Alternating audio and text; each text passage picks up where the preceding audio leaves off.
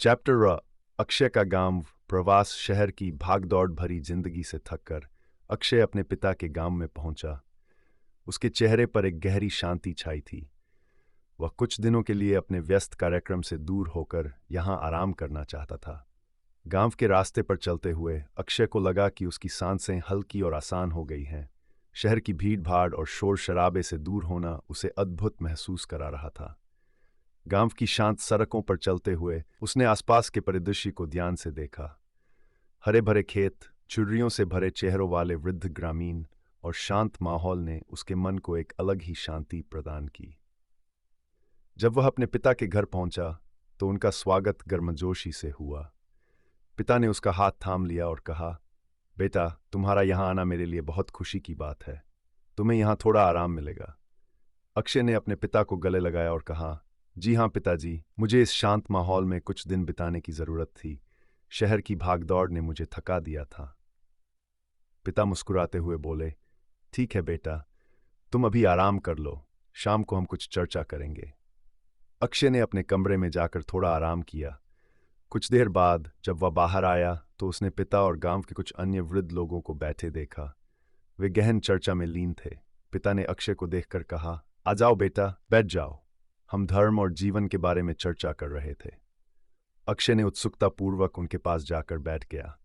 वृद्ध लोग उसे धर्म, कर्म और मोक्ष जैसे विषयों पर गहन चर्चा करने लगे। एक वृद्ध ने कहा, देखो बेटा, सनातन धर्म में जीवन के हर पहलू को समझने और उसे अपनाने का एक व्यापक दृष्टिकोण है। ये केवल एक धर्म या संप्रदाय नहीं है, बल्कि एक जीवन दर्शन है। पिता ने अक्षय की ओर देखते हुए कहा, हाँ बेटा, सनातन धर्म में हम अपने जीवन के हर पहलू को धर्म से जोड़ते हैं, चाहे वह हमारे कर्म हो, हमारा व्यवहार हो या हमारे जीवन के उद्देश्य।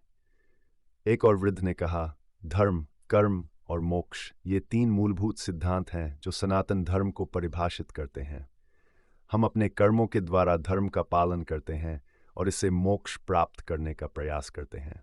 अक्षय ने गंभीरता से सुना और कहा, जी हाँ, मैं इन विषयों पर अभी तक गहराई से नहीं सोचा था।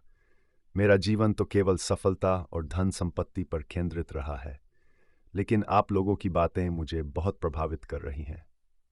पिता ने अक्षय के कंधे पर हाथ रखते हुए कहा, बेटा, यही तो समस्या है।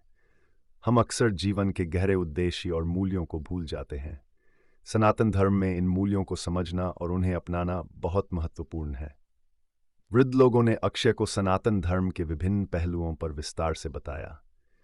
वे उसे धर्म, कर्म और मोक्ष की गहरी समझ देने की कोशिश कर रहे थे।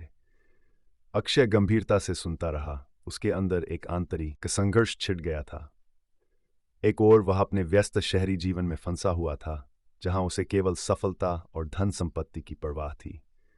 दूसरी ओर गांव में उसने अपने आप को शांत, संतुष्ट और आध्यात्मिक रूप से समृद्ध महसूस किया था। वह समझ गया था कि सनातन धर्म में जीवन के सच्चे उद्देश्य और मूल्य छिपे हैं, लेकिन वह अभी भी इस बात से संघर्ष कर रहा था कि वह अपने जीवन को कैसे बदल सकता है। जब चर्चा खत्म हुई तो पिता ने अक्षय से कहा, बेटा, तुम्हें कुछ दिन यहाँ रहने का मौका मिला है।